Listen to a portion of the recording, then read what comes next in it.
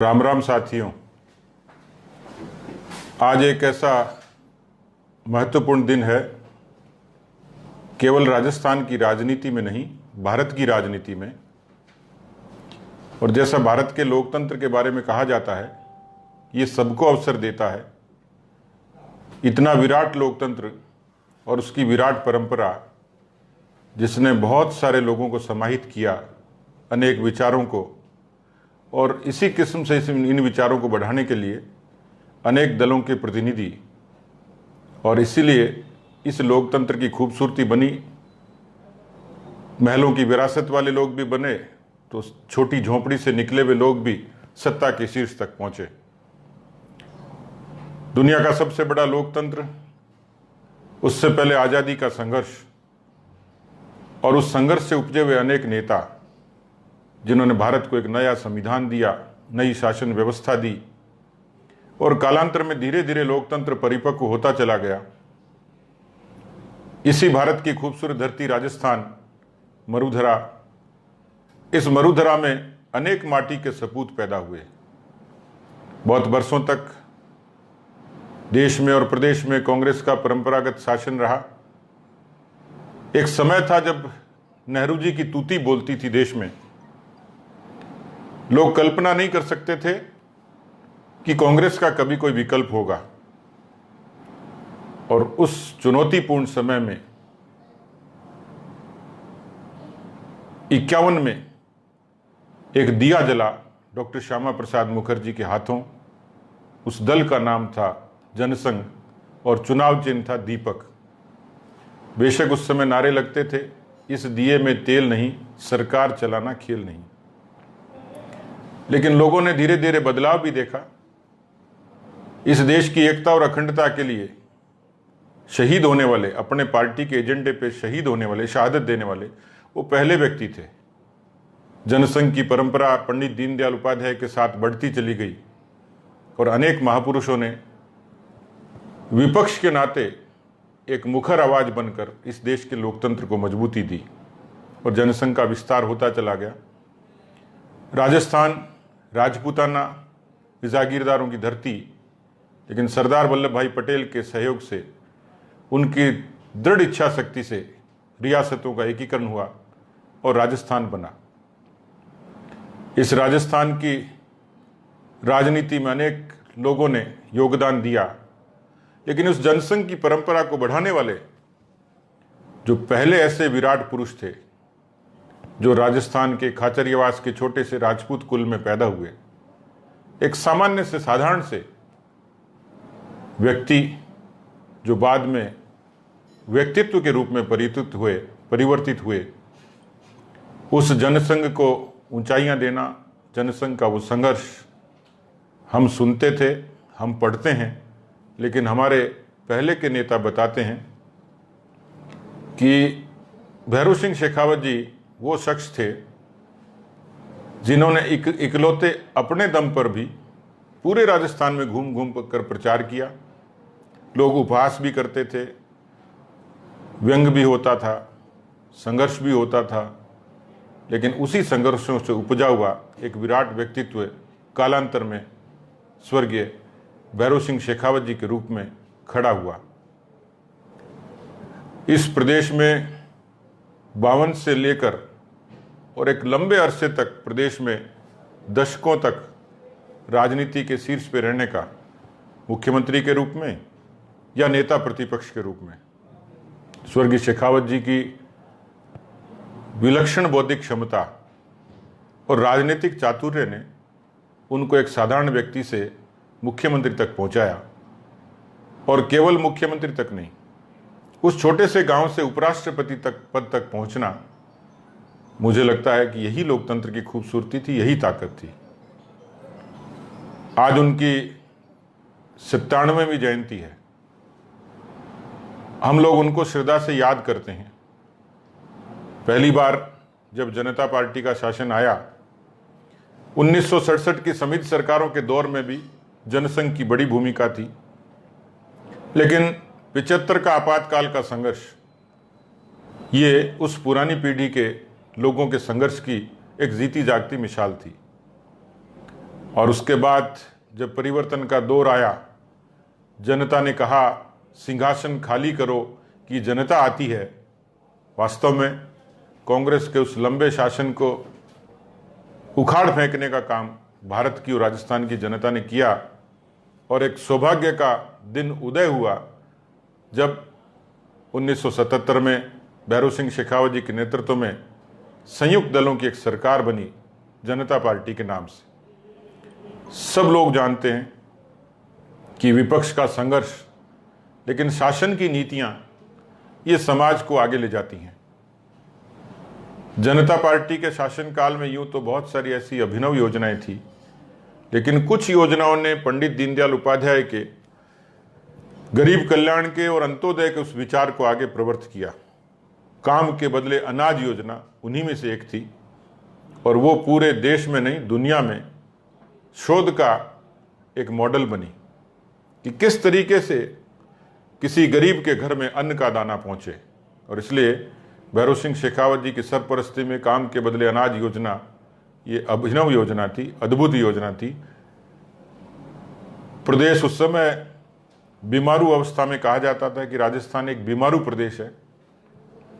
स्वर्गीय भैरों सिंह शेखावत जी ने अपने नेतृत्व में राजस्थान को उस बीमारू की श्रेणी से बाहर निकाला।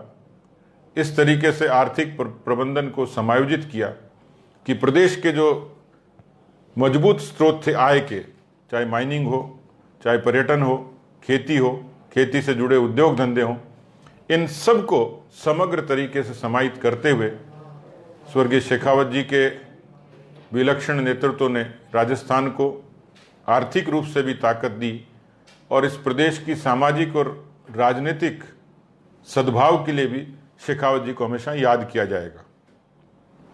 उनको अजात शत्रु कहा जाता है और कई बार तो राजस्थान में ये मजाक चलती थी कि क्या दोनों नेता मिले हुए हैं, जो शीर्ष नेता कांग्रेस के होते थे, भैरों सिंह शेखावत जी होते थे, क्या दोनों पार्टियां मिली हुई हैं।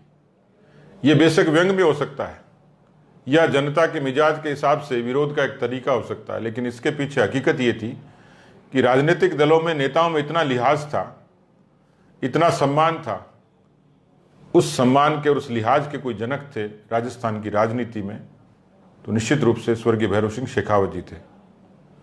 90 के दशक में जब भारतीय जनता पार्टी के विस्तार के लिए विचार मंथन शुरू हुआ तो शेखावत जी थे जिन्होंने ग्रामीण विकास और पंचायती राज को ऊंचाइयां देते हुए तय किया कि अब भारतीय जनता पार्टी का कमल ये हर दरवाजे तक पहुंचेगा, हर दर तक पहुंचेगा, हर घर तक पहुंचेगा।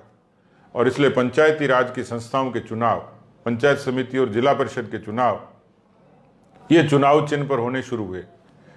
भारतीय जनता पार्टी को अपेक्षित सफलता मिली और जो एक पार्टी पर ठप्पा था कि बीजेपी शहरों की पार्टी है, बीजेपी चंद बिरादरियों की पार्टी है, इस मिथक को तोड़ने में शेखावत साहब ने सफलता पाई और उसी का नतीजा है कि आज गांव-गांव में, नगर-नगर में, डगर-डगर में, खेत और खलिहान में भारतीय जनता पार्टी का कमल का फूल कार्यकर्ताओं के रूप में सुशोभित हो रहा है।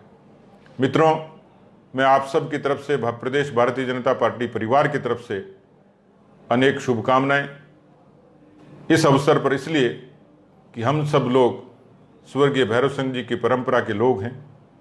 उन्होंने राजनीति में जो हमें सिखाया, ईमानदारी और कर्म, सुचिता और कर्म और पार्टी के प्रति समर्पण। आज ये समय है जब बहुत नई पीढ़ी के लोग आते हैं, महत्वाकांक्षाओं के साथ आते हैं और उस महत्वाकांक्षाओं के चलते बहुत सारा टकराव होता है, बहुत सारी चर्चाएं होती हैं। शेखावत साहब के अनेक अवसरों का मैं साक्षी रहा हूँ। मैं युवा मोर्चे में काम करता था और कई बार उनके साथ जाने का सौभाग्य मिलता था, उनसे मिलता था तो कोई ना कोई सीख जरूर मिलती थी। मेरे 2000 के उपचुनाव में, सादुलपुर के उपचुनाव में आप पधारे थे और जिस तरीके से सिंह की तरह उन्होंने दहाड़ लगाई, वो आज भी YouTube पर पसंदीदा तौर पर सुनी जाती है, देखी जाती है। उन शब्दों ने मुझे इतना गौरवान्वित किया, इतना ऊर्जावान बनाया कि उनकी प्रेरणा आज भी स्मृतियों में गूंजती है। मैं सभी कार्यकर्ताओं से निवेदन करूंगा कि जैसे माननीय प्रधानमंत्री नरेंद्र मोदी जी राजनीतिक कार्यकर्ताओं के लिए कहते हैं कि राजनीति सिर्फ नारों की नहीं, सरोकारों की हो, जन भागीदारी जरूरी है। इसलिए जिस तरीके की नीतियां बनती हैं, ये भैरव सिंह शेखावत जी भी कहते थे कि जनता सरकारों पर, जनता की निर्भरता एक सीमा तक हो, जनता की भागीदारी हो, जनता पैरों पर खड़ी हो। और इसीलिए आगे चलते चलते जिस तरीके से महात्मा गांधी का ग्राम स्वराज्य, ग्राम स्वावलंबन और स्वाभिमान, उसी तरीके से पंडित दीनदयाल उपाध्याय जी के अंत्योदय की प्रेरणा और उसी प्रेरणा को आगे बढ़ाने का काम स्वर्गीय भैरव सिंह शेखावत जी करते थे। इसी तर्ज पर प्रधानमंत्री माननीय नरेंद्र मोदी जी जन भागीदारी की भी बात करते हैं और जन सेवा की भी बात करते हैं। मैं आज स्वर्गीय भैरव सिंह शेखावत जी के इस 97वें जन्म दिवस के अवसर पर कार्यकर्ताओं से निवेदन करूंगा कि वो ये संकल्प लें कि राजनीतिक कार्यक्रमों के साथ साथ जनता की सेवा, ये हमारा पहला लक्ष्य हो। और मैं कार्यकर्ताओं को साधुवाद भी दूंगा कि हमारे उन महापुरुषों की, उन वरिष्ठ नेताओं की मंशा के अनुरूप आप लोगों ने और ख़ास तौर पर राजस्थान के कार्यकर्ताओं ने कोरोना के कालखंड में जो काम किया वो अद्भुत था, जिसको माननीय प्रधानमंत्री जी ने भी सराहा और पूरी दुनिया ने भी देखा। और इसलिए आप सब लोगों से गुजारिश करूंगा कि राजनीति का व्यक्ति भी पर्यावरण के संरक्षण के लिए, राजनीति का व्यक्ति भी रक्तदान के लिए, राजनीति का व्यक्ति दिव्यांगों के लिए, राजनीति का व्यक्ति महिलाओं की सुरक्षा के लिए, राजनीति का व्यक्ति शिक्षा के लिए, राजनीति का व्यक्ति स्वास्थ्य के लिए, राजनीति का व्यक्ति स्वच्छता के लिए ये इन अभियानों में शिरकत करेगा तो निश्चित रूप से मुझे लगता है कि हम समाज की अपेक्षाओं को पूर्ति कर पाएंगे। 24 तारीख को मुझे खुशी हुई कि पार्टी के कार्यकर्ताओं ने पूरे प्रदेश भर में 11 लाख पेड़ लगाने का निश्चय किया है। एक पेड़ 100 पुत्रों के समान है, ये वेद और पुराण कहते हैं। और इसलिए बहुत आसान है, अपनी अपनी पंचायत में, अपने अपने बूथ पर जिसकी जैसी श्रद्धा हो, 1 लगाए, 2 लगाए, 9 लगाए, 100 लगाए, पेड़ जरूर लगाए। अपने जन्मदिन के अवसर पर संकल्प ले, अपने परिवार के किसी खुशी के मौके पर संकल्प ले और किसी विशेष अवसर पर 1 पेड़ लगाने का संकल्प जरूर पूरा करें। इसी तरीके से हम जानते हैं कि प्रदेश में खून की कमी होती है, बहुत सारे एक्सीडेंट्स होते हैं, बीमारियां होती हैं। अस्पतालों में खून की कमी की अक्सर बात सुनाई देती है। अस्पताल के लोग इस बात के लिए हमेशा अपील करते हैं। मैं आभार व्यक्त करना चाहूँगा भारतीय जनता युवा मोर्चे का कि जिन्होंने रक्तदान को एक अभियान बनाया और इसीलिए रक्तदान को भी संकल्प बनाएं। और पार्टी के कार्यकर्ताओं ने, शुभचिंतकों ने, मित्रों ने, इन सब ने भी इस दौरान पेड़ के साथ साथ रक्तदान के संकल्प को निभाने का प्रण लिया है। मैं उनसे भी गुजारिश करूंगा कि जब भी संकल्प लें, जब आवश्यकता पड़े तो अपने आप को रक्तदान के लिए तत्पर करें। हम उनकी सूचना, उनके मोबाइल नंबर संबंधित CMHO को, संबंधित अस्पतालों को उपलब्ध कराएंगे ताकि किसी गरीब रोगी को उनके खून की बूंद से नया जीवन मिल सके। मैं समझता हूँ कि स्वर्गीय शेखावत साहब जैसे विराट व्यक्तित्व के जीवन से प्रेरणा लेते हुए हम उनके जन्मदिन पर यह संकल्प ले सकते हैं कि अधिकाधिक पेड़ लगाएं, अधिकाधिक रक्तदान का संकल्प लें। आप सब लोगों ने मेरे अध्यक्ष के रूप में 25 तारीख को 1 वर्ष का कालखंड पूरा होगा और मैंने विजयादशमी के दिन ठीक 1 वर्ष पहले स्वर्गीय शेखावत साहब की समाधि स्थल पर शीश नवाकर ये दुआ मांगी थी कि आप सब लोगों का आशीर्वाद हम सब पर बना रहे, आपके व्यक्तित्व से हम प्रेरणा लेते रहें। इसका आकलन तो जनता करे, कार्यकर्ता करे, लेकिन इस 1 वर्ष के कालखंड में स्वर्गीय शेखावत साहब की प्रेरणा से मैं जितना कर पाया वो सब आपके समक्ष है। मैं एक बार फिर से स्वर्गीय भैरव सिंह शेखावत जी को श्रद्धांजलि अर्पित करता हूँ। धन्यवाद। जय हिंद, जय भारत।